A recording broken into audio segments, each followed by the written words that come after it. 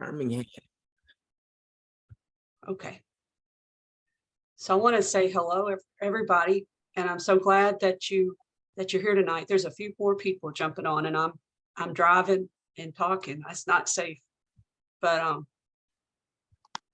I wanted to welcome you tonight to poll monitoring training, and I really appreciate the Legal Defense Fund giving us this training opportunity. It's a Zoom-based training, but you know, when we get done, I hope everybody will decide to be a poll monitor. If you're not a poll worker, then take the time to be a poll monitor. And Evans Moore is here tonight to give us the training. And I'm going to hand this off to him. And if you want to ask questions, I'm sure this group will be happy to give any kind of feedback. So I'll let you take it from here if that's all right. All right. Thank you so much, Kathy. I really appreciate being with you tonight in the absence of my colleague, Cece. I'm not as charming as Cece, but I hopefully I'll do for now. The League of Women Voters is one of my most favorite organizations, an organization many years ago that I built from the ground up. And one of my key board members, her name is Sue Broughton, here in Pennsylvania, and she was a major force on my board of directors, raising money, doing leadership development, advocacy work, and just really, she really was the whip cracker on my board and helped me keep that board focused and pointed towards the North Star. And so I have a particular affinity for the League of Women Voters and the work that you do in terms of educating voters and making sure that folks are aware of the responsibility for civic engagement. So it's quite an honor to be on this call with you tonight. So thank you so much for having me and having us, LDF, participate in partnering with you in this work. I'm going to go ahead and share my screen and get started here.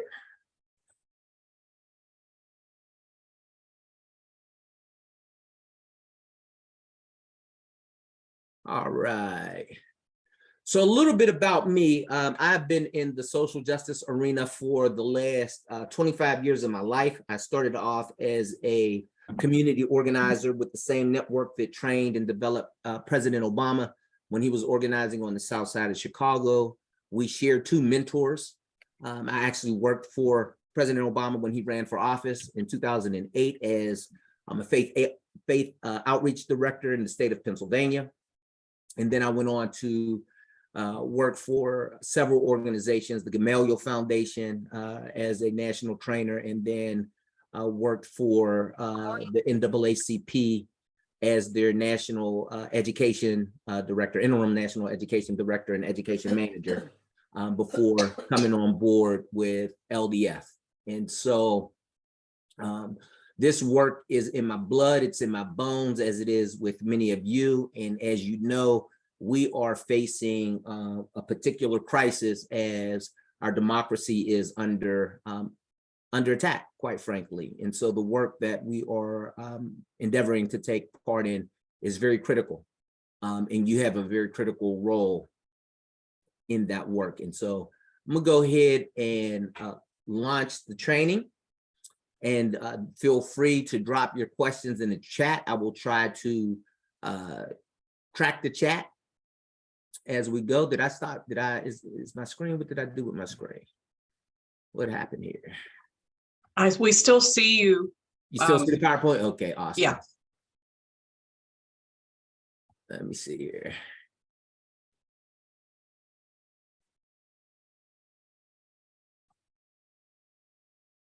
I took the spotlight off because you're on the charts also, so I figured that would be easier. Might have changed your view.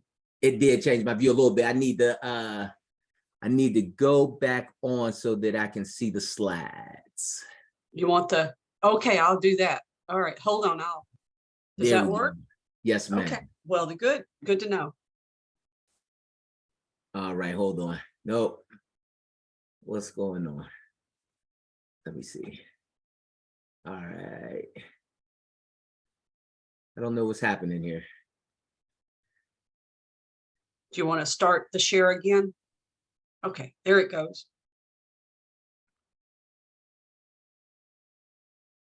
For some reason, I can't see my slide deck.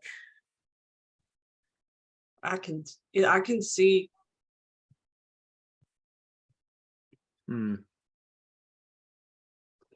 Let's see.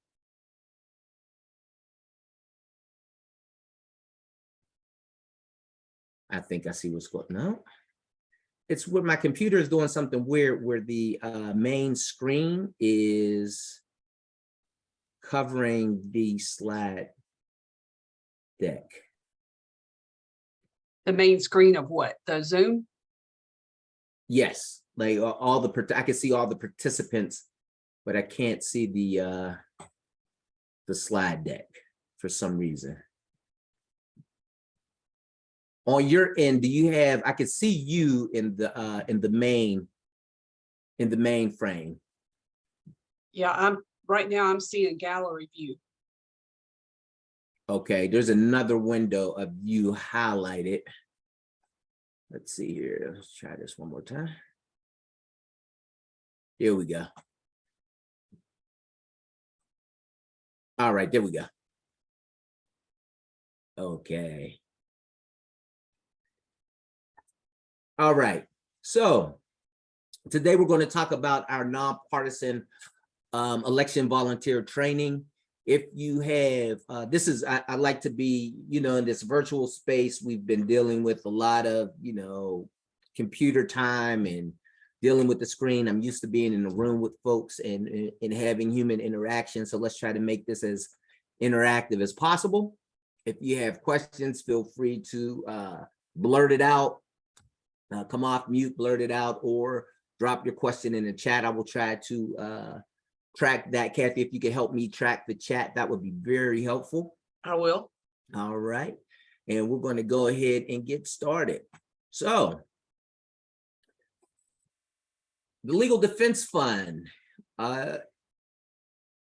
first legal organization in America fighting for racial justice using the power of law and narrative building and research, engaging in people. And our work is all about defending the rights of citizenship and people's full dignity, particularly Black Americans to participate in the democratic processes. In that process, we also partner with other BIPOC communities in order to make sure that we are fairly and equally represented in this country. So our national election protection work is really straightforward. It was founded in 2001 to ensure every eligible voter can cast their ballot and have their vote counted. It's the largest nonpartisan voter protection program in the country. And there are hundreds, literally hundreds of participating organizations. LDF is one, the Legal Women Voters is another, the NAACP, ACLU, the Lawyers Committee, so many organizations are participating in this work. These are the hotlines that we use to escalate our issues, right? When we come across issues at polling places, we use 866-OUR-VOTE. And as you can see, we have those numbers in English, Spanish, we have various Asian languages, and we also have in Arabic languages. And you can see that those different lines are hosted by various organizations.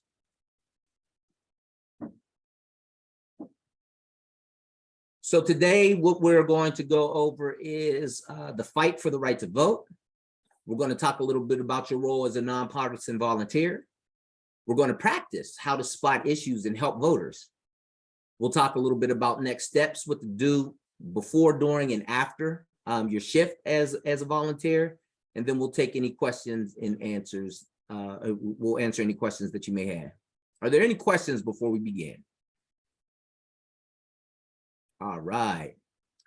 So the fight for the right to vote is what we are talking about. And unfortunately, we are in a place and time in history where our democracy is being tested. And so we know that in this country, there have been multiple forms of voter suppression in the beginning, where there was the poll taxes, and you had the reading tests, and you had to have property ownership, things of that nature. Well, voter suppression has evolved.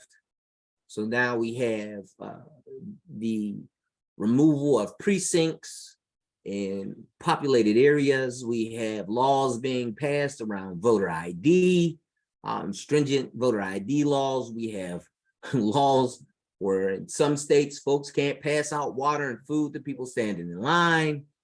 Just an all-out effort to try to suppress the vote. And so our job is to push back on that and to fight back that trend. So key voting right protections have been weakened over the years, and more remain under threat. We could see it every day, right? We see it every day in the news. States are passing egregious laws. I just was on a phone call with our folks, our partners in Pennsylvania, where in one of the counties, the county is actually going to have the sheriffs standing. We have drop boxes in Pennsylvania. The sheriffs will be standing at the drop boxes asking people if making sure that they're only dropping off their ballots, because you can't drop off multiple ballots anymore. We used to be able to register people and collect people's ballots. Churches, senior citizen homes, organizations would collect people's ballots and turn them in. Well, can't do that anymore. And so now the sheriffs will be at the drop boxes asking people, you know, whose ballots they're dropping off, which in a lot of cases could be very quenching for folks and create anxiety and fear for certain populations of people.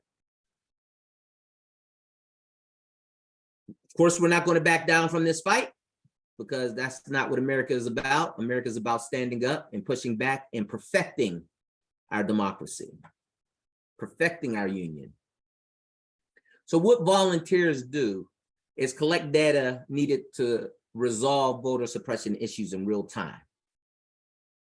For instance, in South Carolina, there was a particular precinct where Latinx voters were voting, and one of the poll workers were forcing them to recite the Pledge of Allegiance before they could cast their ballot. We put a stop to that ASAP. We reinforce voting rights protections through long-term advocacy as well. So the information that we collect is not only about addressing issues the day of the vote, it's about collecting data so that we can build the public record in order to advocate for better legislation and laws.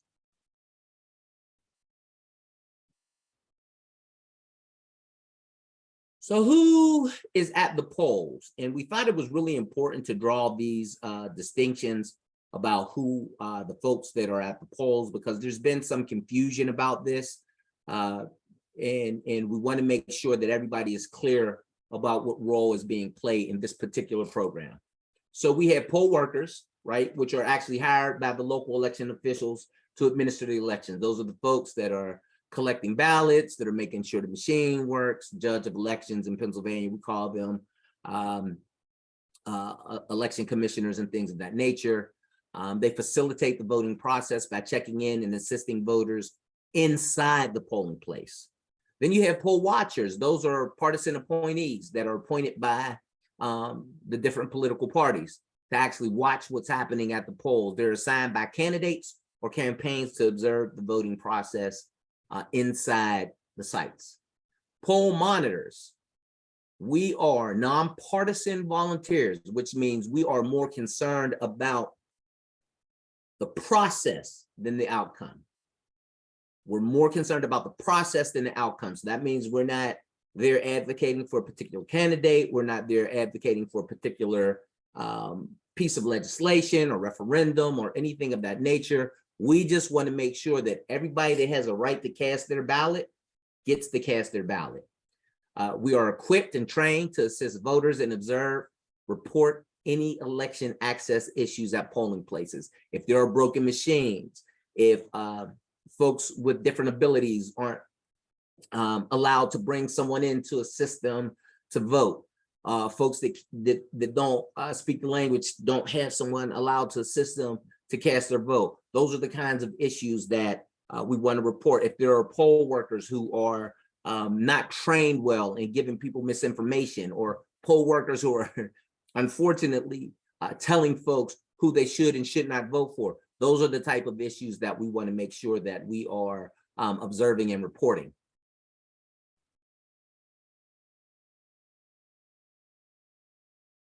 As a volunteer, right? Can you volunteer with other organizations, parties, or campaigns? You may not. As a volunteer in this process, you cannot simultaneously volunteer with other organizations, parties, or campaigns. You have to remain nonpartisan.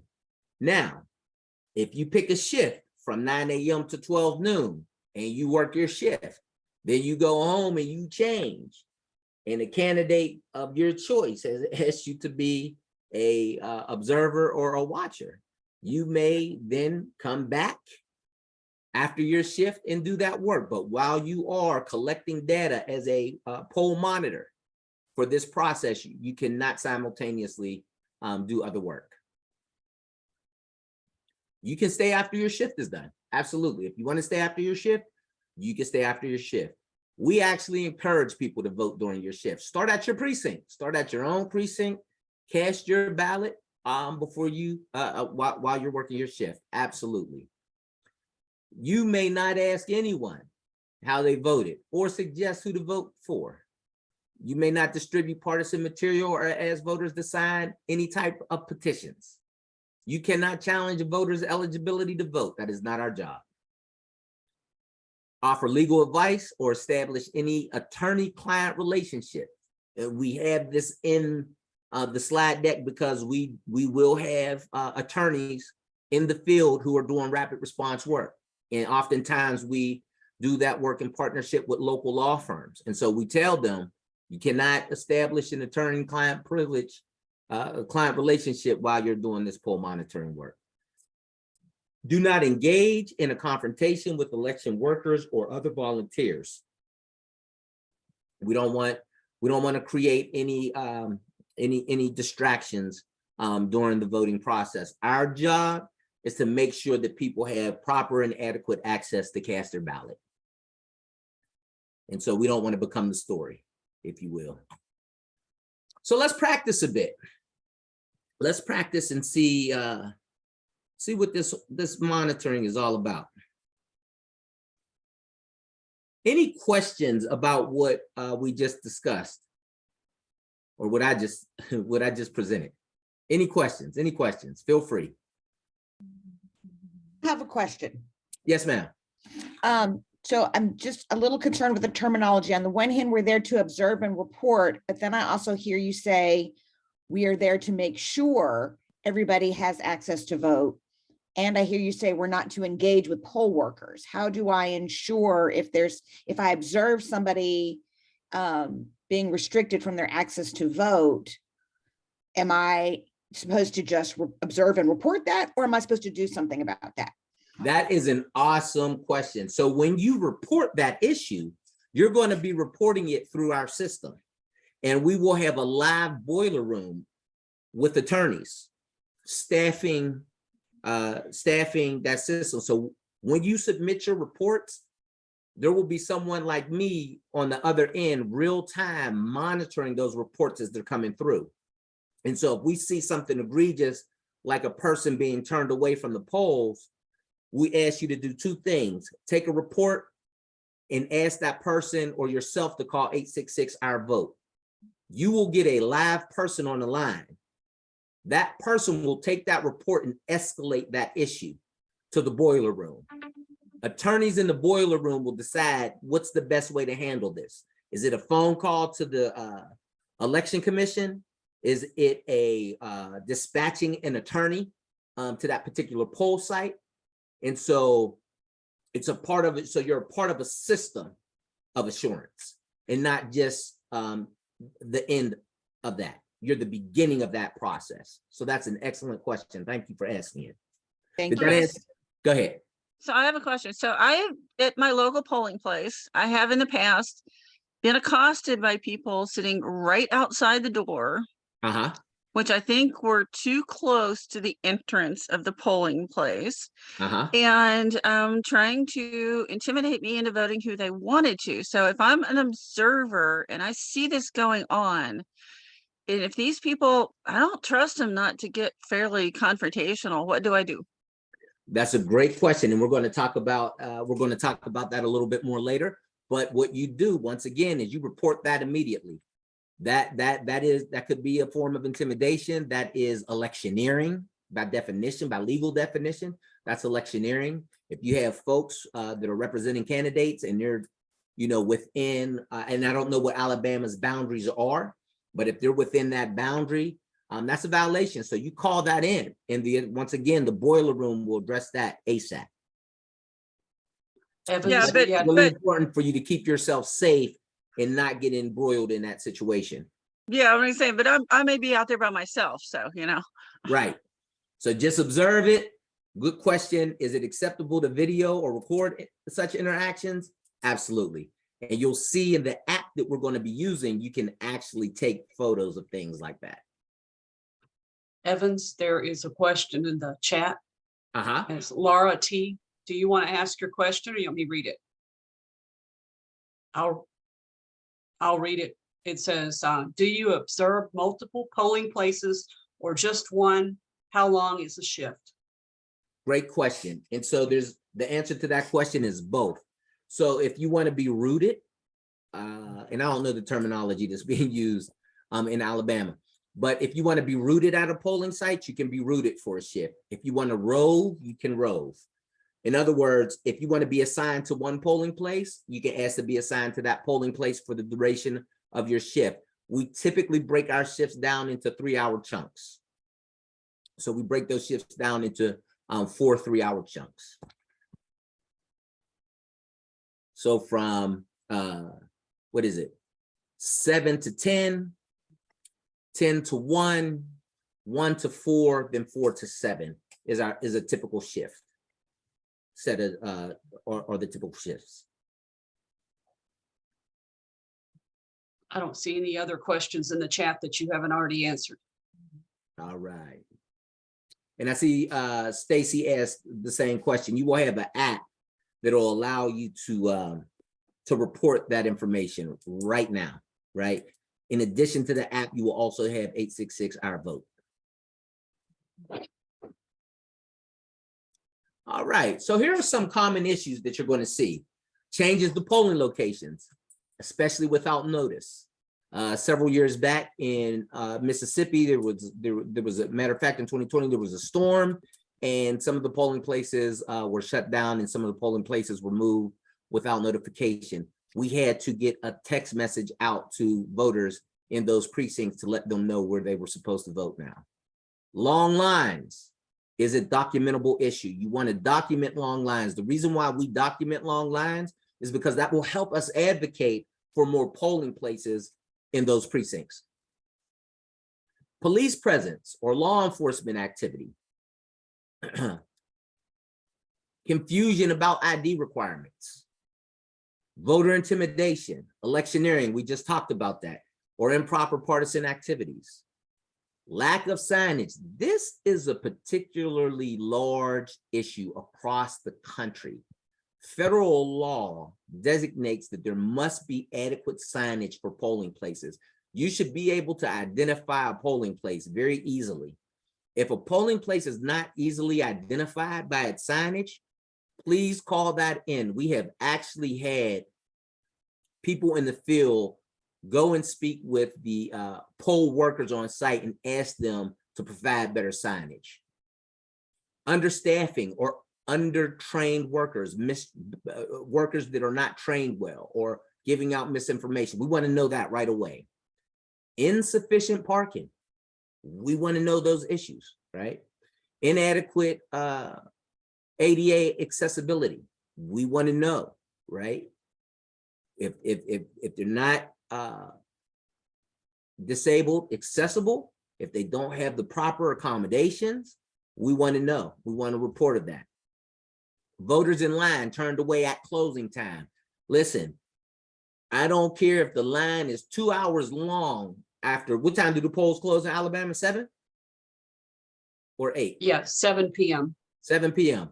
If there is 2 hours worth of voting left at 7 p.m., guess what time that poll, that now they have a right to put somebody in line for the last person at 7 p.m.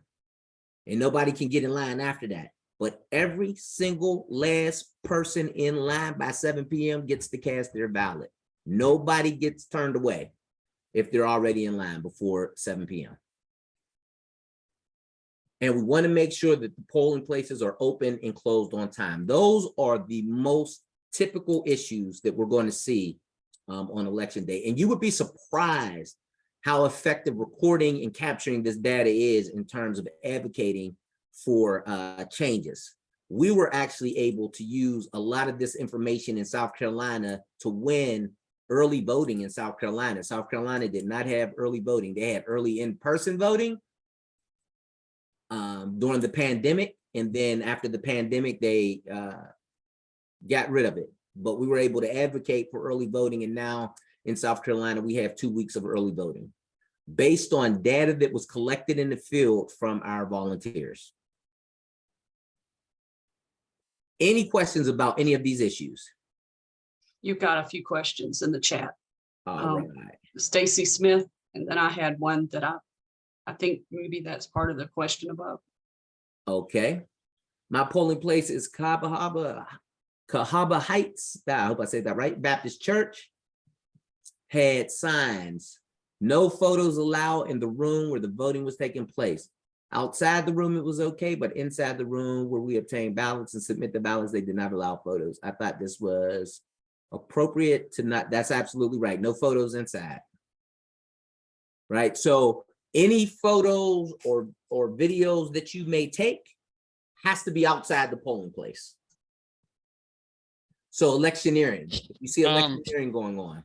Evans, can I interrupt for 1 minute? Please do. All right, I'm a inspector here in Alabama. Uh-huh. There's one little, a couple of years ago, the legislature passed something that allows you to take a picture of your ballot. So what we've been instructed is, you know, you can take a picture of your ballot, but you're not allowed to take a picture that will show anyone else that is, you know, in the polling place, so you can't intimidate people that you're voting. Thank you for that caveat. It gets a little bit tough because sometimes people are trying to take selfies with their ballot themselves and people in the background. But we've been instructed, you know, they're not, you can't take a picture that shows anyone else that's voting. Awesome. So you can take a direct picture of your own ballot, but probably not a selfie that captures other people voting. I'd say if they go somewhere where they can take a selfie and they're the only one in it, we'd allow it. But again, they can't get anyone else that's in the polling place. Thank you. Appreciate that. I have a follow-up on that, if I may, Evans Go and ahead. Brian. So I was a little concerned that my vote was being counted. So there's a machine that looks like an old fax machine where you lay down the paper ballot and it inserts it in Alabama. Uh-huh. And then you see the digital counter go up one, saying that it's received that ballot. And I asked if I could take a picture of the machine before and then the machine after to get that counter number. Did it go from 3 to 4? Uh-huh. So is that okay? And if we're concerned about machines working, we can take pictures of machines as long as it's not people with, you know, other voters. I will have to get back to you unless the inspector on the line has an answer to that question. I will have to get back to you about the answer to that question. I'll be honest with you, and I think I would need to double check that, but I mean, the way I've taken it, the only pictures allowed to be basically the ballot. So no, if I were in the inspector, people trying to take pictures of the equipment, I think they got some other issues about security and stuff, which may be why they would. I was going to suggest to everybody online, we can go out and figure out what day it is that everyone can go see the machines being tested, because that's a good time to go in and take a sample, take a ballot, fill it out, try to mess it up, try to mess the machine up, and then run it in, because then at that point, you'll see how it works and you'll have a chance to do it without, without having to worry about pictures, because then you can take all the pictures you want. And I'll write that down as something to follow up on, and I'll get back with you. Thank you, Kathy. Appreciate that. So look at this picture here. Can you spot any issues? I don't see any signage. No signage. Okay. A really bad sidewalk. Awful sidewalk. The pillar is right in the middle of the ramp.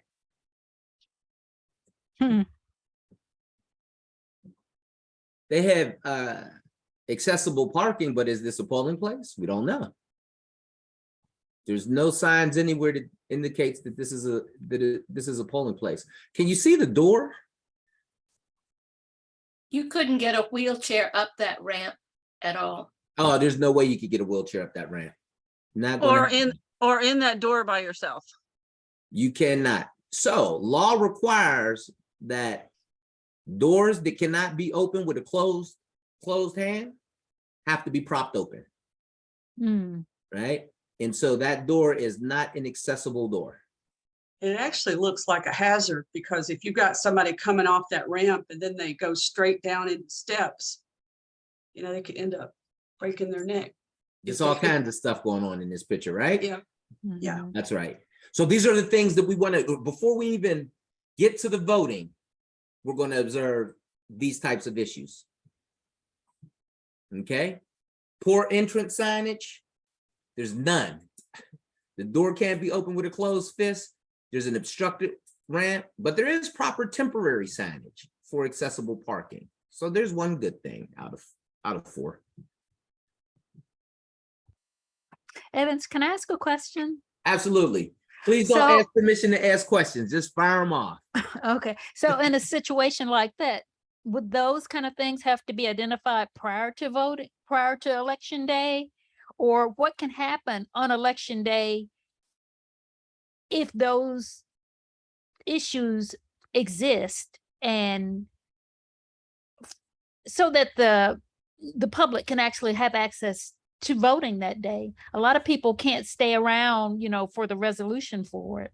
I mean, is this a proactive kind of thing, or is this something that you scout in advance?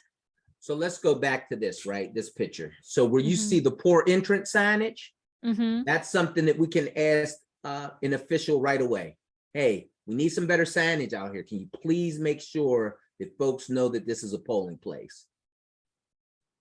The door, this door needs to be propped open. Can someone please prop the door open and make sure that the door is propped open? Now, the obstructed ramp, that is more of an advocacy issue that is a long-term fix. You're not going to be able to fix that today, right? And so unfortunately, this is something we'll have to first negotiate with the community and then negotiate with the election commission. We need a resolution to this issue. Is there another entrance? Is there another room to this building that folks can use? Because this entrance isn't any good. And if this entrance, if there's no resolution for this, well, you can actually put a temporary ramp across the steps, right? They do have temporary ramps. And so you can make sure that, in the future, there's some type of temporary ramp that can be put there. Particularly if this, and you have to strike a balance, because this could be a critical polling place. You see there's an African-American voter there going in, so this may be a Black precinct. So the last thing you want to do is say, hey, we have to shut this polling place down. Right? But let's try to find a resolution for this moving forward. And this photo can actually be used in our advocacy efforts during the legislative sessions. That's really interesting, because my long-term polling place is at a middle school, and the outside doors are never propped open, and they're pull-out doors. Oh, The inside doors to the gym are propped open, but the outside doors are not. now here's the question. Would you be able to open those doors? Is there a handle such that you could stick a closed fist in and open the door? It would be tough. It would be tough. Okay. Now, if it's a knob, that's a no-go. But if it's kind of one of those loop handles or something that you can kind of get your fist in there, and your closed hand in there and pull it open, then they're okay. But that's a situation where I would say if it's difficult to do with the closed hand, then those doors need to be propped open, and that's an easy fix the day of. So I'll tell Cece to be looking for that report from your polling place on election day. This is Nancy in Mobile, and I'm sorry because I should have asked this when you were talking about who is at the polls. But here in Mobile, the probate judge now has a new category of workers called poll techs, which Okay. I'd never heard of. And it sounds like your only qualification is that you know how to use an iPad.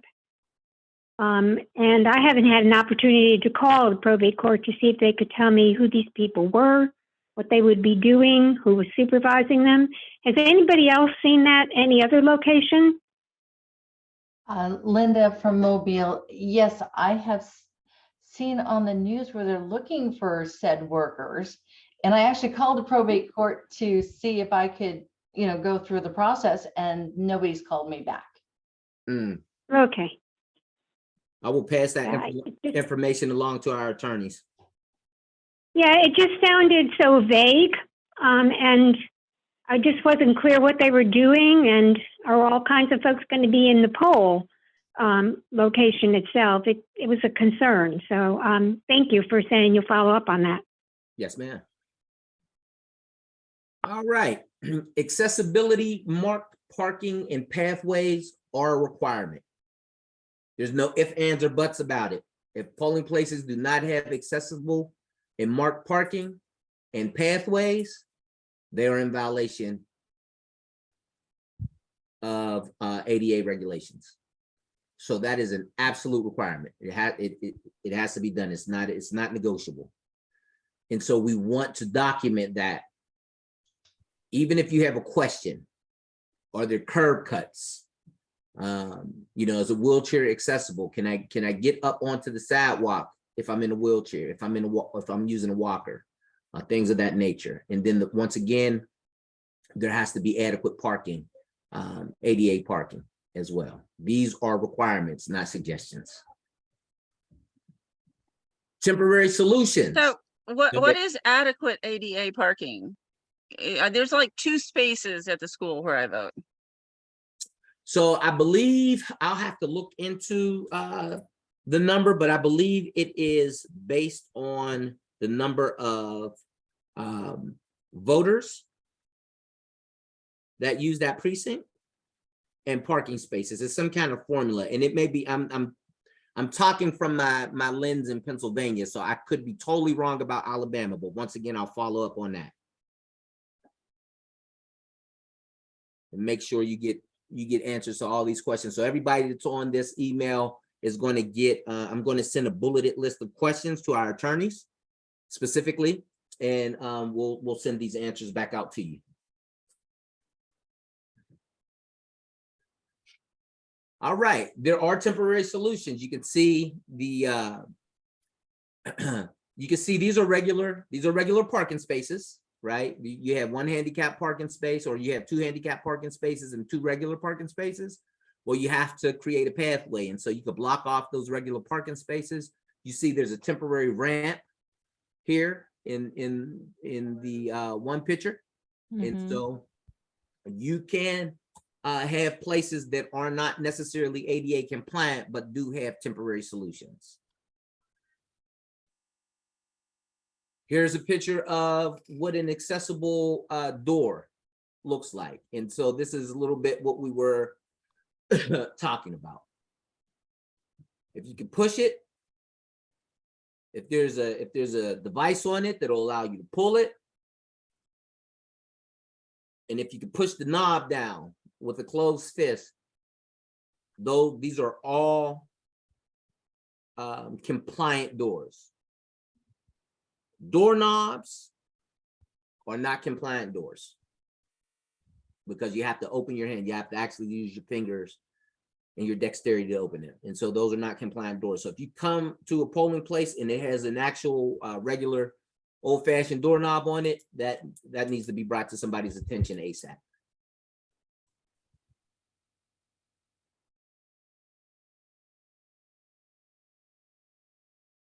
Right? Doors should be propped open where needed. Once again, here's some more temporary solutions for issues. Additional accessibility rights. Voters with disabilities or language access needs can bring someone to assist them when voting. They cannot be denied assistance in the voting process if they have language access issues or different abilities. They can have someone in there to assist them with casting their ballot. Unfortunately, Alabama does not offer curbside voting. However, voters with visible disabilities may move to the front of the line and are encouraged to use accessible voting machines. So if you see someone standing in line and it is absolutely obvious that they have a disability, I would advocate and as a poll worker, excuse me, you know, we have a disabled person in line. Can you please let them come and cast their vote? In Alabama, if you're 70 years old, even without a disability, you may go to the head of the line and no one should stop you from doing that. Awesome. Evans, if a voter self-identifies as having an invisible disability, are they allowed to move to the front as well? I'm going to defer to the inspector, and I'm also going to make a note of that question. My answer is, yeah, I mean, they have the right to move, and I'm not going to question you if they say they have a disability. I'm not going to challenge it. Okay. Now you sound like one of the good guys. So I'm going to still follow up with this question because That's always with me. That's a good thing to do. I'm going from memory on some of these things. Awesome. All right. I'll make sure I make a note of that question as well to make sure what the legal stance is on that. Any more questions? All right. Do you see any issues here? The line. The line? Uh-huh. Police presence. Uh-huh. Visible disability waiting in line when they can go up front. Uh-huh. Mm. There's a big one. This possible, not necessarily, but probably this time of year is true.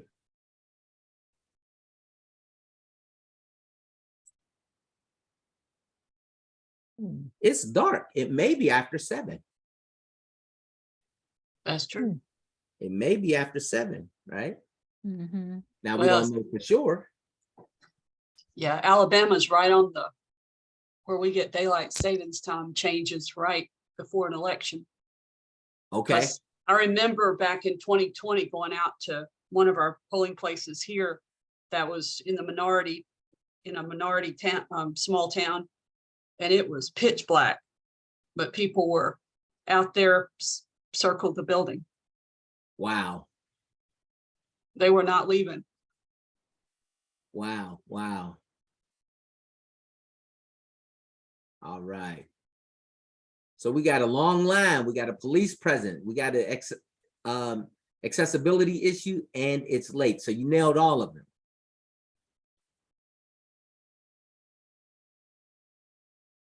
There's a question in the chat that I wanted to go back to. It says, if a ramp is unable, if an issue is unable to be resolved with the ramp, is it allowed in Alabama to bring the ballot to someone's car, say a provisional ballot? I would say no. So, yeah, that's definitely enough. Yep, nope. Nope. Okay. And you really, yeah, you don't want to do provisional. That's why we really encourage people in Alabama, if you have accessibility, mobility issues that would keep you from getting safely into the polling place, they really need to apply for an absentee ballot. Mm, I mean, And it that's, is not, and it is not easy in Alabama to do that. They make it as hard as they can. wow, unfortunate. All right. Let's take a look at this picture. This is an actual picture that one of our volunteers took in North Carolina. And what we literally see in this picture is a coordinated intimidation effort. You see the flags, you see the pickup trucks. And so this is reportable.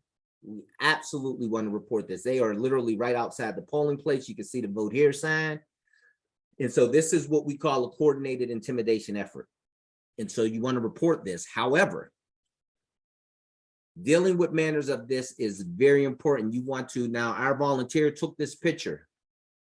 We ask that if you can get a picture of this discreetly without drawing attention to yourself or drawing the attention of the intimidators to you, please do. If you cannot get a picture of this without putting yourself in harm's way, do not take a picture of this. Your safety is of the utmost importance. In our response to intimidation, our first priority, our second priority, and our third priority is your safety. If you are in danger, get out of there. Don't hesitate, don't wait, don't second guess yourself. You know what danger feels like. You know when a situation turns in the bad direction. Get yourself out of there. Get to a safe place. If you're comfortable and confident staying, we'll provide tactics to collect information and intervene where appropriate. In other words, we'll mobilize one of our field attorneys, or we'll call out to the commission, or whatever steps that we need to do to alleviate that situation, we will do that. No matter what, call our team. When you see intimidation, call that in ASAP. These are very important phone calls. These are very important situations. We want to address every single last intimidation issue right away. Right now, let's get it dealt with. After you've done those things, make sure you're safe, called the issue in, then you can collect your information, right? So you're not necessarily going to call the local cops, because where I live in rural in Mobile County, I don't trust the sheriffs. I understand. No, call us. So you will have the phone in our app. You will have the phone number of your volunteer coordinator, your state lead, and your advocacy lead. You will actually have our cell phone numbers. And so you call us, right? And we will respond to that right away. So you will have real-time support at all times while you're on shift. hey, Evans, I was just going to mention that in Alabama, the sheriff is one of the election officials. They deliver and pick up the ballots, is my understanding. So I think the question that was in the chat about you shouldn't see police around at all, I think that's not accurate. I mean, it's not, the question's good, but saying should be no police anytime is probably not realistic. Right. So if the sheriff is part of the process and their job is the, would you say drop off and pick up ballots? Brian, you could probably, you've got more direct knowledge on that, but you see them when you see the election officials in every county, it includes the sheriff. Okay.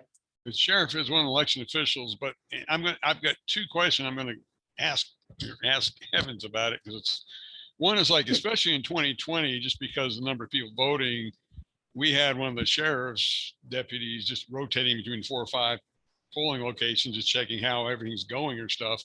And then in our county, our largest polling location is right on a busy street, and you run into traffic issues, to be honest with you. And they may be there actually directing traffic, let people get in and out of the polling location. So there are times we do have police or sheriff presence there to help with the process. And I would think that's acceptable, but I was just going to ask your opinion on that. think these are case by case situations. Those two situations that you lifted up, I think for sure that maybe the first one in terms of a sheriff just checking in on the processes, maybe a little sketchy. But in terms of traffic management and public safety issues, I think that's acceptable. But what we want to make sure isn't happening is that we have like a hardcore station police presence, and we have police oversight of what's happening, who's coming and going, or police, engaging or interacting with folks that are casting their ballots. And Stephanie, to you had answer, your hand? Go want to ahead. answer Kathy's question.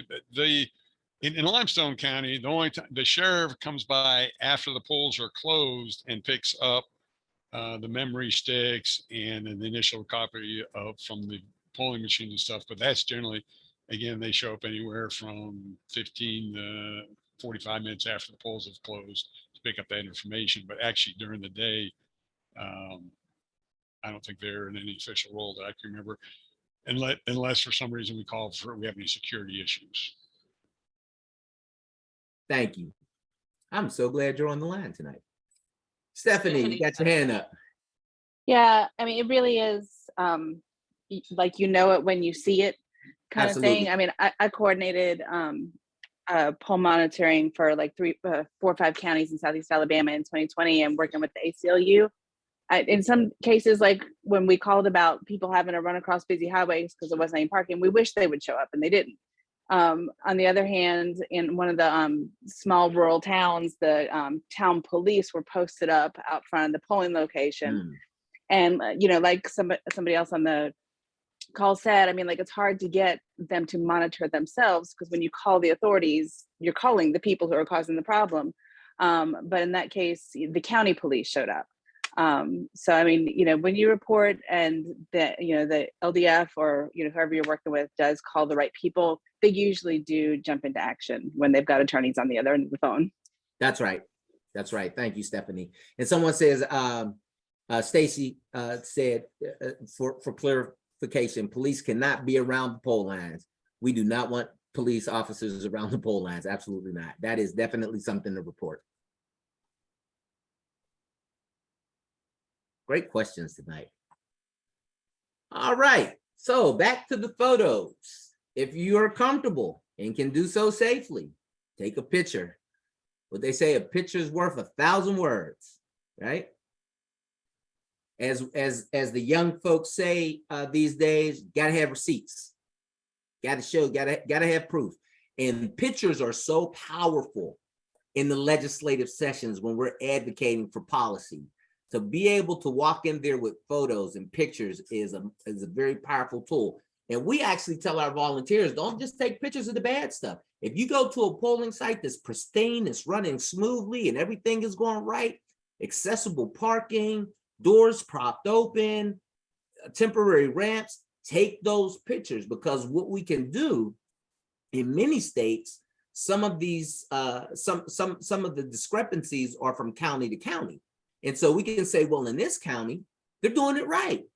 And so if they can do it right over here, we can do it right over here. So it's good to take the good, the bad, and the ugly.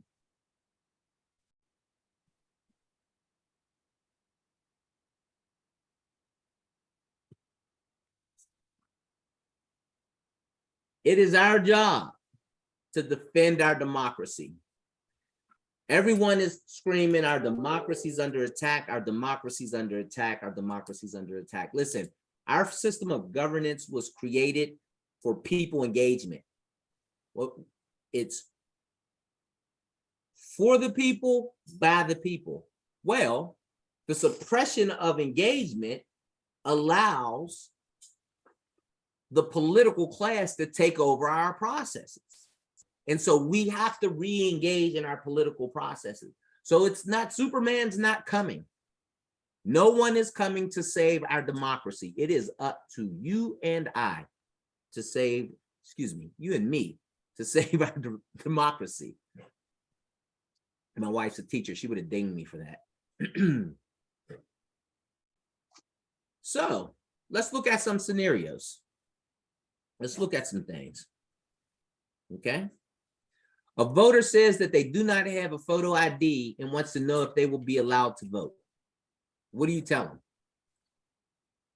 in Alabama? Provisional. Provisional. I don't, Go ahead. I was gonna say it there, unfortunately, I don't know that if you don't have an ID that matches is on the list, I don't know how you can vote.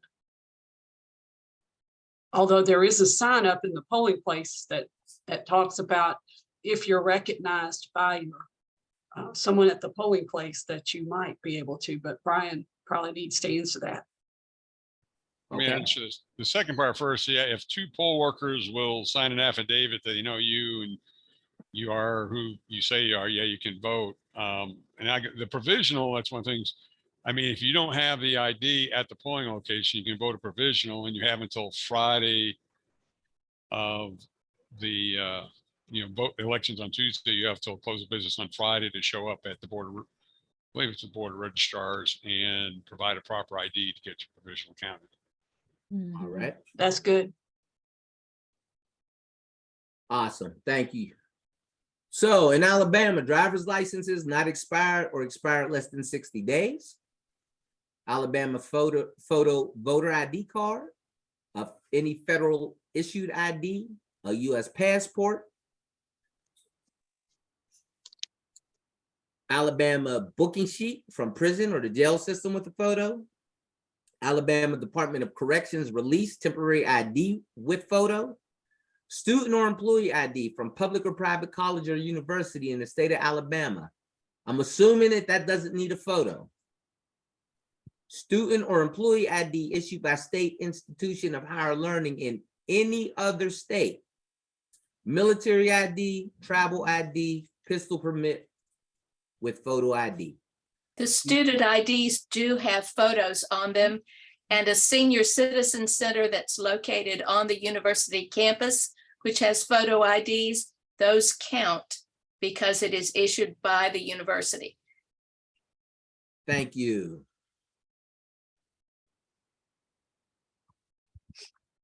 Important observations, appearances. What are people wearing, right? Are they carrying weapons? This is back to the intimidation.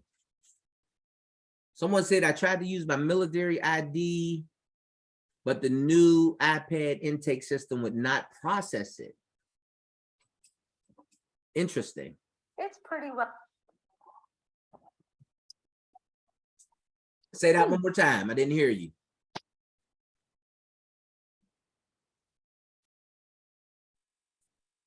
Okay. Brian answered about the military ID in the chat. That you can use it, it just takes longer. Leonette, did they tell you couldn't use it? I'll answer that. Yeah, I've had poll workers that have told people, basically, you got to give me your driver's license, and that's not true. There is a barcode on the driver's license, so it's quicker if you scan that thing, and chances of error is much smaller. But if you want, all the other IDs still can be used. But you will run into the poll worker that doesn't want to do that, so they will make up rules. Awesome. Ryan, I'm going to recruit you to help us out with the rest of our Alabama training. Velma, I'm glad to help. All right. I'm definitely going to pass your name along. Excuse me, since Yes, Alabama ma'am. is an open carry state, what is the situation about weapons going into a polling place? I am not sure about Alabama. I'm going to answer, and I assume this is statewide, but in Limestone County, we ask the polling locations what their policy is, and if they do not want weapons brought into the polling state, we put a sign up that says, weapons are prohibited. And so that's a county to county Well, issue. it's up to the individual polling location, Oh, wow. and they ask the polling location, and if they prefer they don't, we put up a sign that says weapons are not allowed. Here in Tuscaloosa, Alabama, I know the churches and the schools is not allowed. Weapons are not allowed.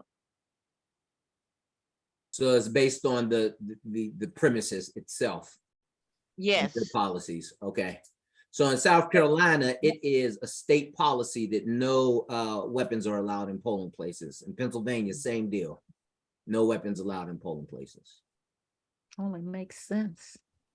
I believe though that Secretary of State Merrill said if they were allowed at the site, for example, my polling place is a mall, and that would be allowed in that mall, that because of the overriding open carry law, he would not forbid that.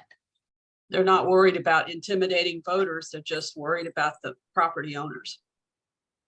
You Wow. got it. So here's so while we're talking about that, right? So if folks are carrying, let's make some observation. What are they wearing? Right? We know what the attire is of the various organizations and what they look like, what they dress like. Or is it coordinated attire? Are they carrying weapons, and what kind of weapons are they carrying? Are they wearing symbols? If so, what do they say or look like? Right? Signs or flags. We want to pay attention to all of that. What are they doing? Do they seem to be coordinated in their actions? Do they have someone that's leading the charge?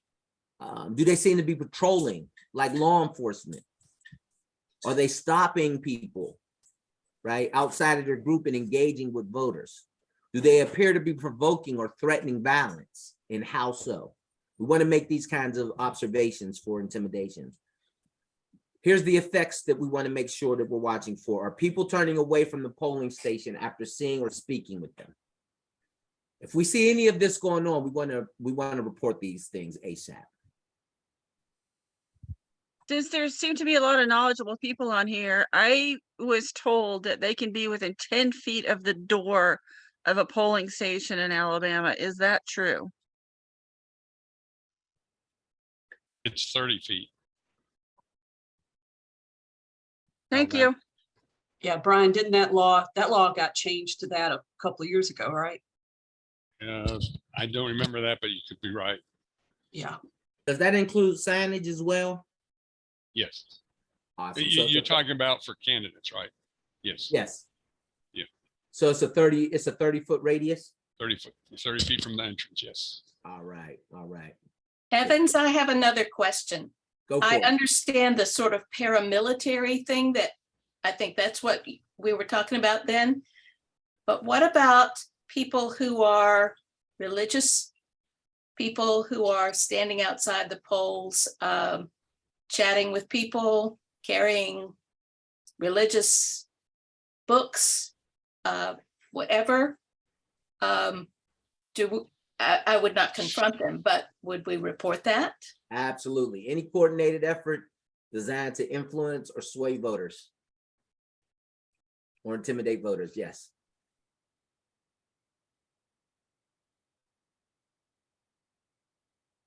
I can't remember what state it was, but we actually had a referendum on one of the ballots in the primary, and there were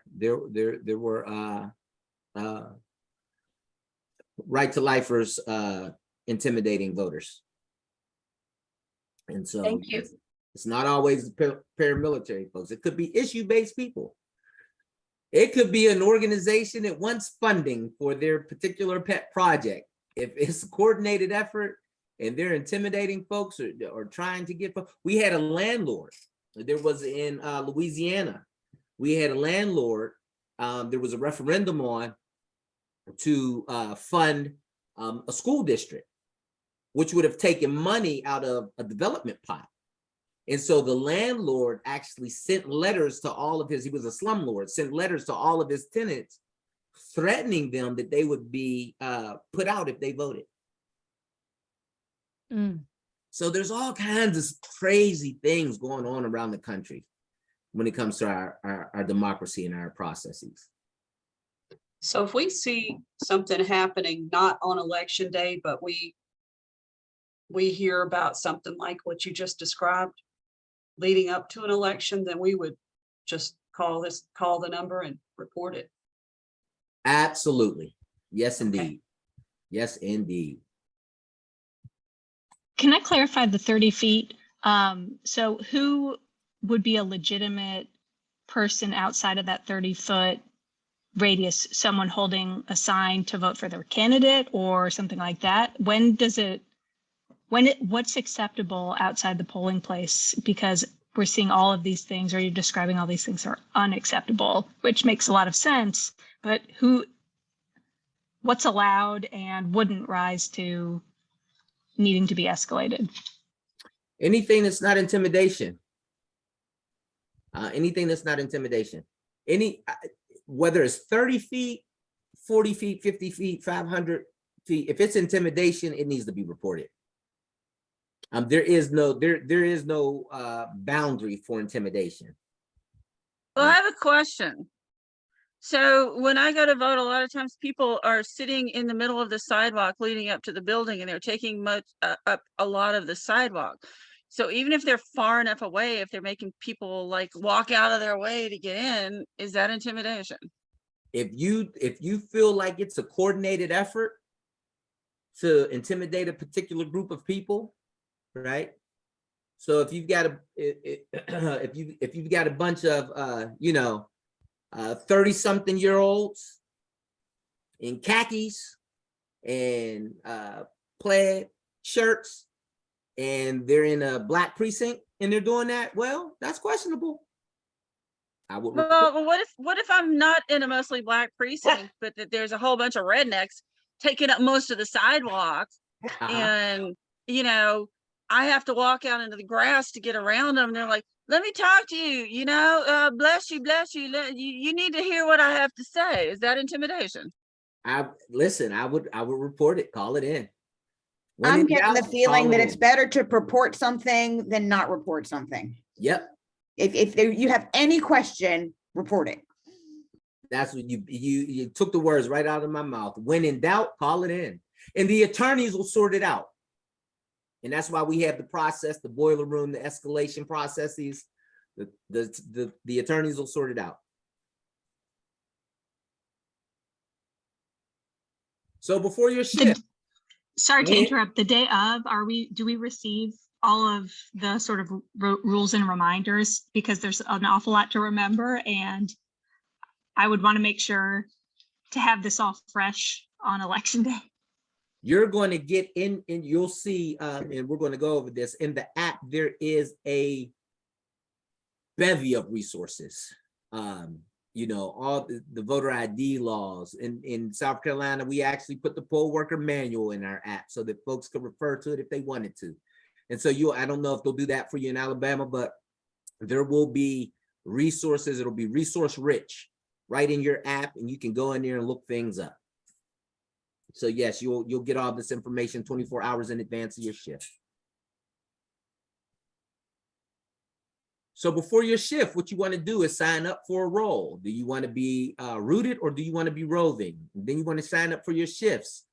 You want to download the Prepared to Vote app. We're going to go over how you download that app. We're actually going to download it tonight if possible.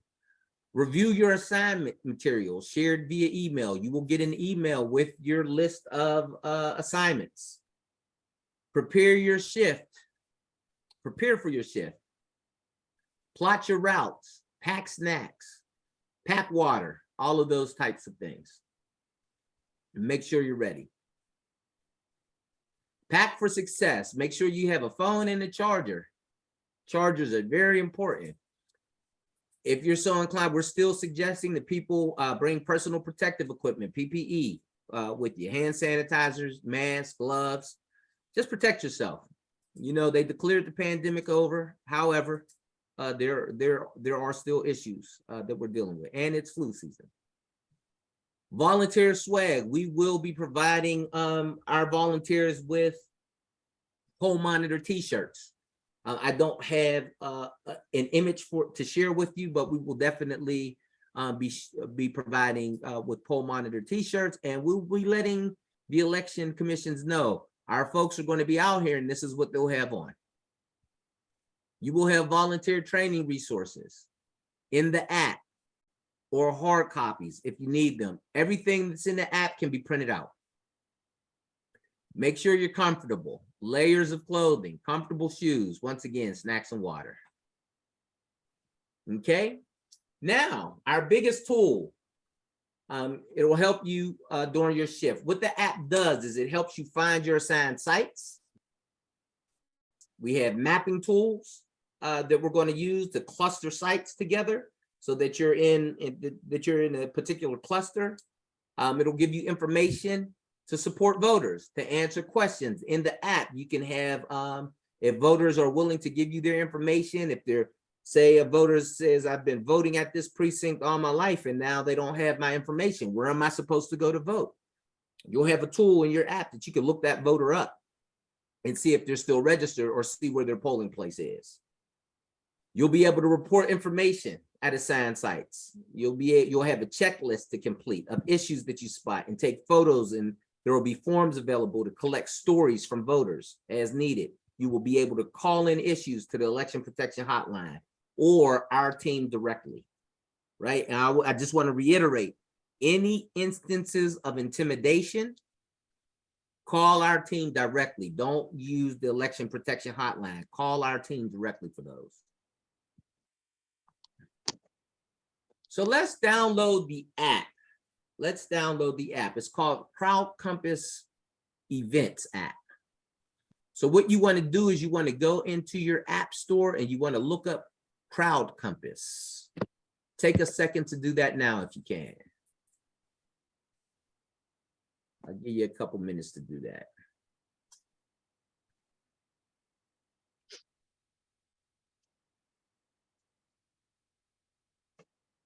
And then you want to look for Prepared to Vote Alabama after you've downloaded the app.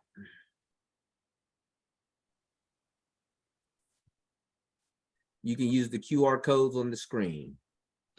So if I had downloaded it before, but when I look at, all I see is the past.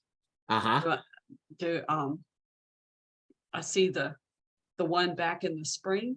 Is that because it hadn't been loaded yet? That's right. It hasn't been loaded. It hasn't been activated. The one for November hasn't been activated yet. So if you already have it. I have the app. I just don't have the one for this upcoming. It'll be in there. So I'm sorry, Crowd Compass event. Let's find your event name or password. What? So it's say that one more time. So I got Crowd Compass events and it says, let's find your events. What do I put in there? Put in Prepared to Vote Alabama. It's saying to me, no results found. So that means Alabama is not activated yet, but you have the app and it will be activated. You'll get an email once it's activated. Okay. Okay.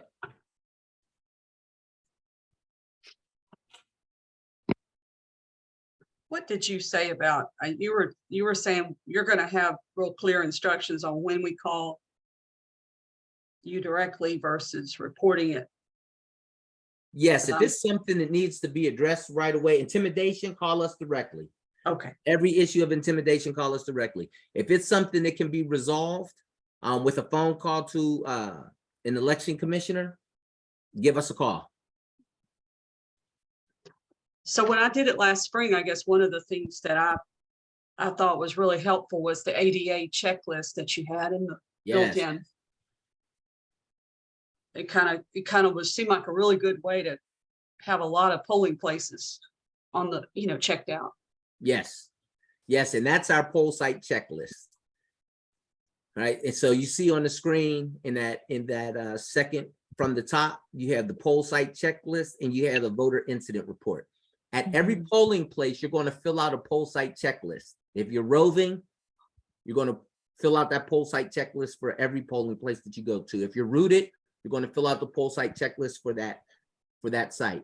If a voter has an issue, has been turned away, has been told they have to cast a provisional ballot, has been purged from the voter roll, has had an issue of intimidation, has had a bad experience with a poll worker, all of those will go in the voter incident report. You're not going to always fill out a voter incident report, but you're always going to fill out a poll site checklist. Here you see you have volunteer instructions. That goes to the question that was asked about, are we going to get instructions about what we're supposed to do? right in the volunteer instructions icon. You'll be able to tap on that and all your instructions will come out. Your polling sites and assignments, you'll find where you are assigned. You'll get an email that'll tell you what your polling site groups are, and then you'll go into the poll site assignments, find that group of polling places, and that's the polling places that you'll work. And you'll have volunteer references. So these are the things like the electioneering boundaries and what the ID laws are and things of that nature. Important contacts. There will be the phone numbers for 866 Our Vote will be in there. There will be the phone number for your state lead in there. There will be a phone number for your advocacy lead in there. There will be a phone number for your volunteer coordinator in there. And so you will actually have the phone numbers, the cell phone numbers of a team of folks right in your app that you can call in the event that you need to escalate an issue ASAP.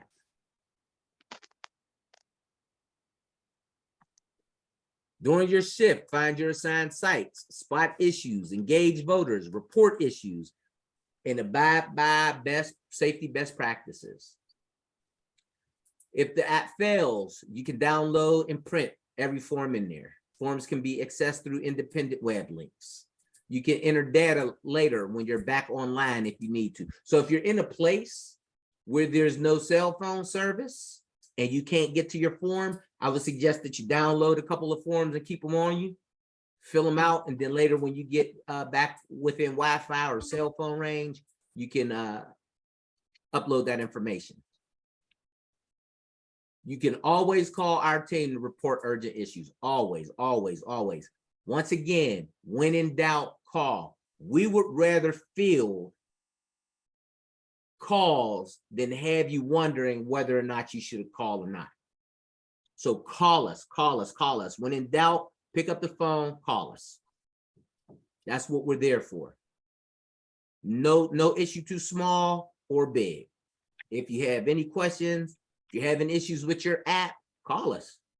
We're there to make sure that your life is easy while you're helping to defend our democracy. There was a question. There was a question in the chat. Lindsay Wyndham. Which person do we call directly about voter intimidation? You call your field person. Call your volunteer coordinator or your state lead.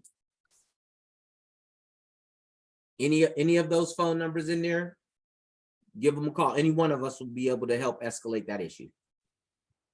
Evans, do we need to wear a t-shirt or some identification, or can we be anonymous?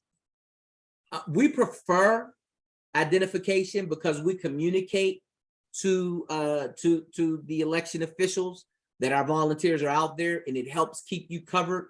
We have had issues in the past where our monitors have been threatened by poll workers and have been told that they need to leave the premises and that they need to quit engaging with workers.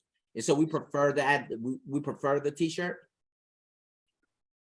So if they don't get it, if they haven't gotten the shirts from the Election Protection Network, is it acceptable for them to wear League of Women Voters t-shirts? Sure.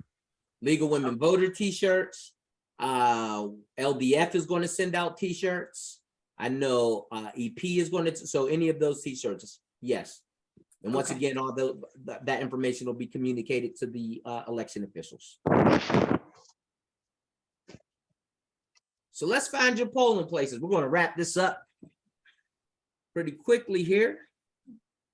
So your poll site assignments is how you find your polling places. You click on your app and you'll see in here, early voting, election day.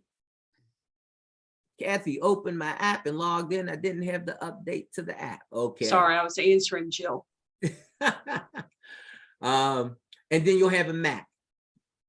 This is from Louisiana, so it says find your assigned parish. It says say find your assigned county. So, and then you'll see in here your parish assignment lists. You click on that, or your county assignment lists. You click on that, and then it'll give you a list of poll sites. Once you get to your list of poll sites, you click on one of these where it says Courthouse Annex. You actually click on that.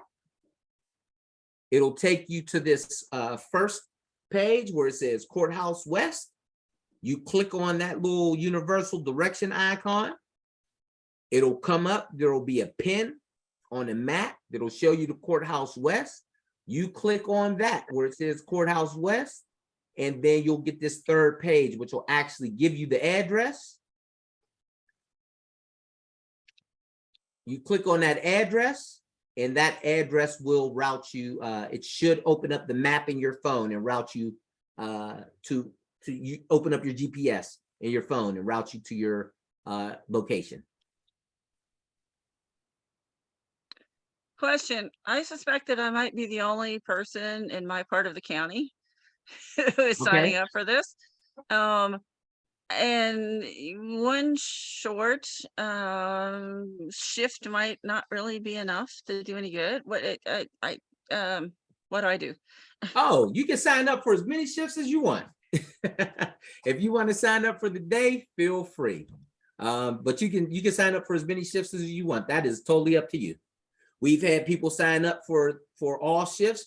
We've had people say, hey, I can only do half a shift. Whatever time you can give, whatever your capacity is, we're appreciative of it.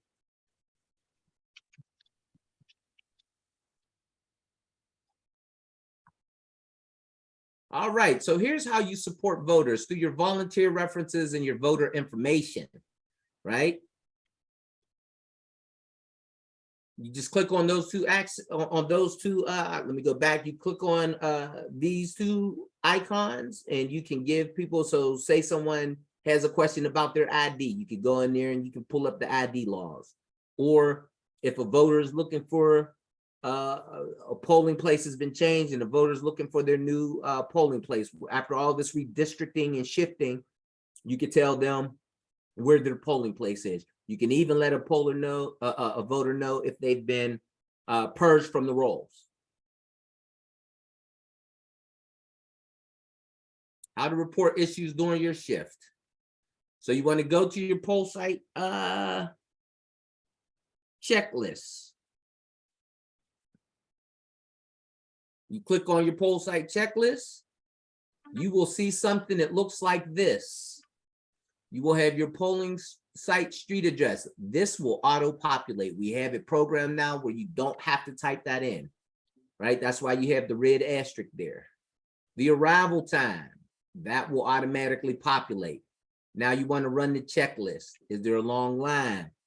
Polling place failed to open or close too early. Polling place change, no signage, etc. Right? You want to fill out that checklist. You can find your poll site checklist right in the app under the poll site. If you click on the checklist where it says checklist here and you can't access it there, you can go to the bit.ly link.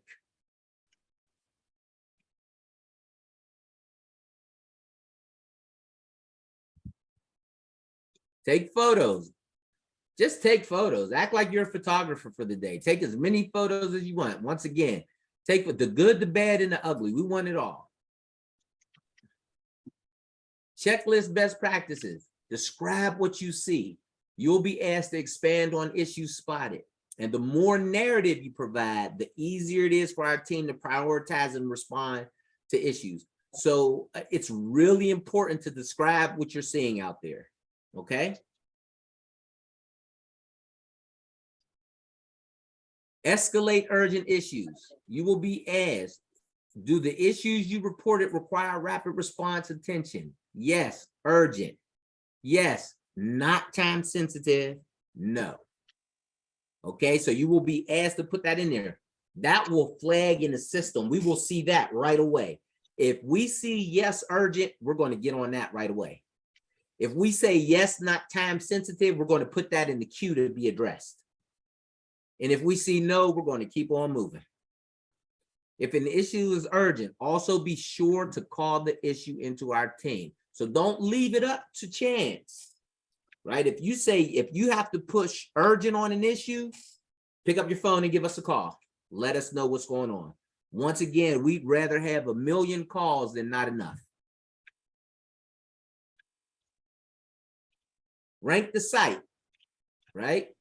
Did it have lots of issues with urgent action needed, right? Was it decent? Several issues, improvements needed, limited and solvable issues, good, only very minor issues, excellence, no issues, highly accessible. Make sure you rank that poll site. All of this is important because once again, we're amassing a public record that can be used for advocacy. And we want to know what our polling places are like, what the voting process is like for people. And so we want to build this narrative across our states so that we can do good advocacy work. The voter incident report, right? You come across a voter that's having a problem, your voter incident report is in the same place that your poll site checklist is. You'll get the voter's name, first and last. If they're willing to give you their phone number, this is really important. If they're willing to give you their street address, that's important as well. But you really try to get their phone number because there have been instances where we have called voters that have had issues and they've actually been plaintiffs in litigation. Because there are cases that we will litigate, okay? We have several ADA cases going in South Carolina. And we needed plaintiffs for that case. And so collecting the voter's phone number and name is important. If you could get the rest of their information, that's good, but at least try to get their phone number.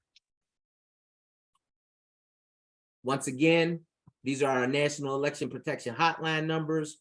Pass them out to voters, right? You don't have to be the only one engaging in this number. Make sure that our voters have it. If you have a voter that's come across a difficulty, give them the number.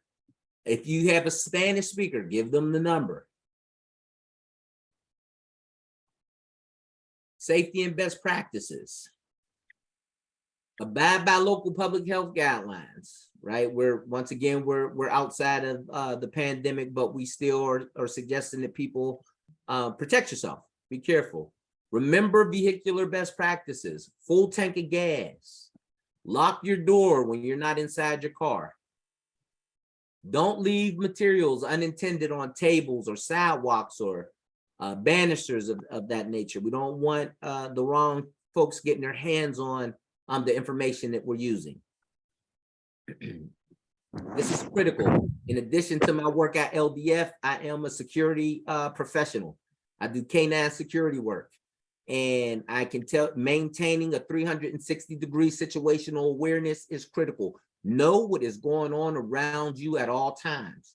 Pay attention to what you're doing as a monitor, but be super aware of what's happening around you at all times. Be even more aware if there's tension, and pay attention to suspicious bags, containers, things of that nature. If you see a bag sitting outside of a polling place and it seems to be unattended, flag that. Let a poll worker know. Alert officials of imminent threats. Example, in case someone brandishes a weapon. First of all, make sure you're safe. Get out of there. Call us ASAP. Okay? Immediately notify police and your state lead. If someone brandishes a weapon, you get out of there, you give us a call, and you call the police. That's the one instance where we're saying the police need to be notified. Please, please, please do not engage. Okay? If you can take a photo, take it from a safe place and be discreet. Our social media guidelines, all our efforts are nonpartisan. We are not involved in campaigning for or supporting particular candidates. And so we don't want to post social media posts with our election protection gear on and talking about a particular candidate that we like or a referendum that we want to pass. Every vote counts. Our mission is to ensure that every eligible voter has the opportunity to cast a ballot and have that ballot counted on election day. Republican, Democratic, Independent, Green Party, it does not matter. If you are a voter and you're eligible to vote, we want your ballot counted. Don't spread misinformation. Now, what is meant by that, or voter intimidation? What we mean by don't spread misinformation is not so much intentionally spreading misinformation, but say you hear at a particular polling place, or you get a photo on your phone and someone says, oh, this is going on, you know, at this polling place, and they're turning Latino voters away. We don't want to spread that. First of all, we don't know if it's true. Secondly, we don't want to create a quenching effect for that particular polling place. So we don't want people to see that and say, oh, well, I'm not going to vote if that's going on over there. So don't spread information that hasn't been vetted on social media. This is another safety issue. Do not tag your location for your post or live stream or post somewhere that is easily identified until after you have left the area. We do not want anyone to, you know, with ill intentions to track you down. And there are folks out there that don't want us doing this work.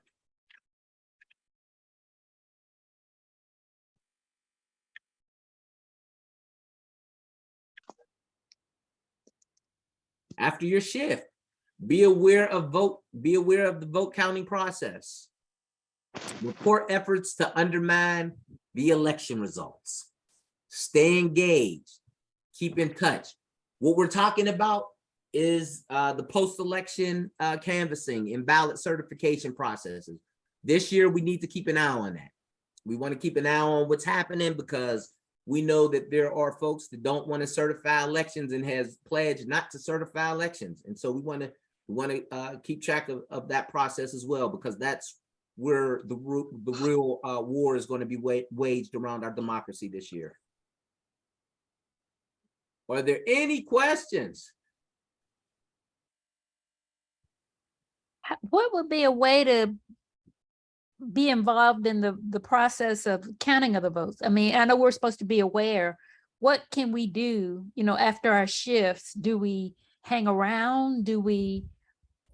What are things that would be helpful to do? So when we say after your shift, we mean the days following. Oh, okay. Right. And so there's going to be another training for a cadre of folks who want to be involved in the ballot canvassing process, where you can go and give testimony and make sure that ballots aren't being contested. We had an issue in South Carolina during the primary where a group of folks showed up at the ballot canvassing for the ballot certification process and challenged 1,500 ballots. Just mass wanted to throw out 1,500 ballots. And so we had folks there that were able to testify that, hey, no, that's my ballot. I voted, you know, there was no fraud going on at that precinct. I was there. I was monitoring what was happening. And so we want to be engaged in that matter to push back on those efforts. So Evans, and once again, I probably need to ask Brian, but I believe it's only allowed for the parties to be there when the ballots are counted, unless you're an election official. Is that, Brian, that would be in the, once everything gets back to a central site? I'm not, the answer is, I don't know. I mean, you know, after the election, you know, when we're wrapping up and doing the reports, the poll watchers can be there and observe that process.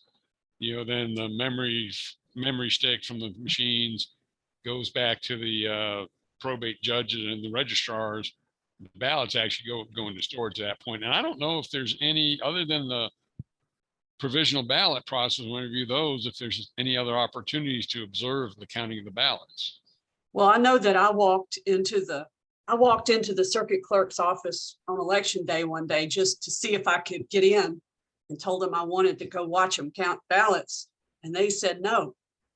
It's like, just like, no, you can't. And then somebody explained to me that was actually illegal. So maybe it's not, but I was not allowed. Hmm. That's, I honestly don't know. I mean, we process at the precinct, we send it back to the courthouse where the probate judges, and they take that information and, post it and stuff. But at that point, I guess, the reports have all been run and whatever.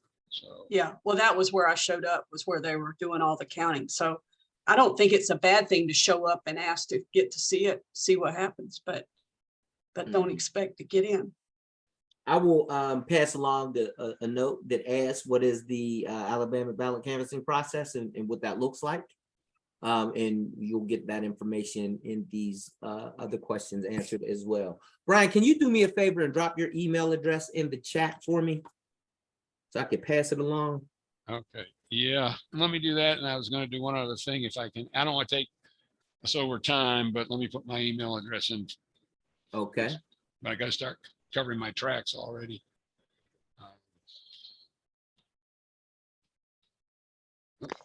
If we have, like, for instance, there's a candidate that I follow on Facebook and I like and support that, would that make me ineligible to be a monitor?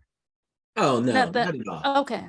No, you're still a voting citizen, Yes, I am. right? And you get the support of whoever you want to support, just not during your shift. Gotcha. Okay. Thank you. If that was the case, I would not have a job at LDF. I am very vocal in local politics here. And Evans, I just put a link in the chat. Can you click on that for a minute? Yes, sir. And someone asked earlier, it was a good question about some of this local Alabama information. And that link I just put in is it's a guide for poll workers in Alabama. And it covers, I know 3 things we talked about. It covers the photography, and I went back and looked at that real quick, and now I'm more confused than ever about like, I don't know who was taking pictures of the tabulator, and that may or may not be allowed. So I'll have to ask our probate judge and see what he says. It talks about the handicapped folks, and it also talks about the 30 feet. So if people want to download that from Alabama, it might give them a reference point that's specific to Alabama. Brian, it looks like the voter guide, not the poll worker I may have training. grabbed the wrong link. Then there's a voter's guide and there's a poll worker's guide. And I think there's a poll worker's guide that addresses a lot of that. I might have put the wrong link in there. I got it. I'm going to download this so that this could be uploaded to the app. And let me try, since Kathy, let me get this other one and see if. Yeah, I'm getting the voter's guide as well. Let me see if I get the right one here in a minute. I'll just jump in real quick while he does that. I want to thank you for doing this. I'm Absolutely. a little nervous about this, but I'm going to do it. All right. And I'm so glad you're a dog person. My Aussies have been sitting here watching this with me. My dog just went upstairs with his mama. All right, try that. I just put another link, which actually is the poll worker. I may have grabbed the wrong link before. Awesome. I'm going to download both of these, and guess what? They are going to be in your app. And thank you. I said the handicap, I read it again, and at least I'm going to speak just for my county because I know our probate judge, he tries to be as accommodating. So if we saw someone that claimed the handicap, we're not going to challenge them, and we'll move them to the front of the line. I think the guide says, I can't remember, says physical handicap, but again, I can't tell by looking at people what that is. And like I say, it also talks there about 30 feet and a little other discussion about what's intimidating, what you can and can't do at a poll as far as loitering and stuff like that. So that's in there. And I wanted to just point everybody to the link that I dropped in there with CC's name on it. She had this link for a Google sheet. That is, I believe that's the next step, isn't it? If you want to be a poll worker, yes, is to go fill this Google sheet out, and then Evans and CC and their team will get in touch with you. That's right. That is correct. Okay. That is And correct. if we filled it out after we got your email, we don't need to fill it out again, correct? Or do we need to fill it out again now that we've had the training? I don't, let me check this form and make sure it's not the training form. Yeah, see, I don't see it in the chat, so we're gonna get it in the email. I'll make sure you do. Volunteers. Thank you. I have a comment where we were talking about the doors being propped open at the precincts, the polling Yes, ma'am. place. One of the reasons you're not gonna see the doors propped open mainly at different schools, especially elementary schools, or Yes, in ma'am. a senior facility, is because of the alarm system, the security system. You can't prop them open because if they stay open too long, the alarm will go off.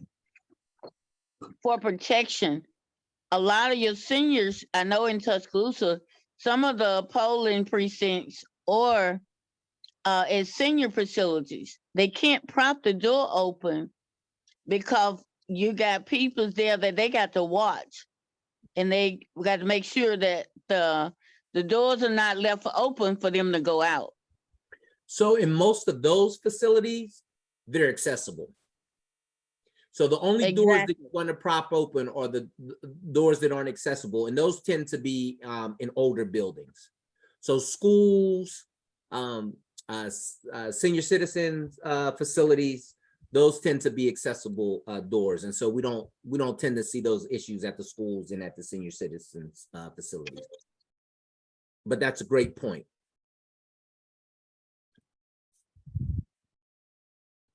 Great point. Great point. So what you'll be receiving next is shift assignment signups for shift assignments. So Cece will be sending that out. I think she'll be sending that to you, Kathy, that you could get that out to folks, and we'll be disseminating that information so that you can fill out what shifts you want to work. Do you want to be rooted? Do you want to be roving? And so that'll be coming out to you shortly. So the next steps: download your app, be looking out for your a shift sign up form, and pass on that link that Kathy shared in the chat to anyone else that wants to sign up for training. Pass on that link, because there was a question earlier about, are there going to be other trainings? And there will be. And folks that want to attend that training can use that link that Kathy shared. I actually, Cece mentioned last week that she was doing some in-person trainings like down near Mobile and other places around the state. So it's really, if you want another training, then, this is, you could always go and see it in person. This was really intended to pull the league as a body to get some of our members engaged. So, but we're working with everyone else. So there's no problem. And we all need to be working together. That's right. This is all hands on deck time. Absolutely. Kathy, the link that you put in takes you to the form that we completed. The training date is tonight. So yeah, we'll just wait on that one out again. Okay. But that, that link, that was not my form. That was Cece's form. So no, I know. But I mean, if you fill it out, then she'll have it, and she sent you. I think she sent you an email directly once you fill it out. Okay. So you're right, Kathy. A lot of folks on this call didn't fill out that form. So yes, please fill out that form so that we can contact you. Absolutely. And just mark down that you were, that you were at this training. Okay. So yes, please fill I out that form. Fill it out, but I didn't get an email from her, so I'll fill it out again. Okay, awesome. And in addition to that, just to be completely duplicative, I'm going to send an email with everybody that signed up for tonight and connect you with CC and Evans. So nice.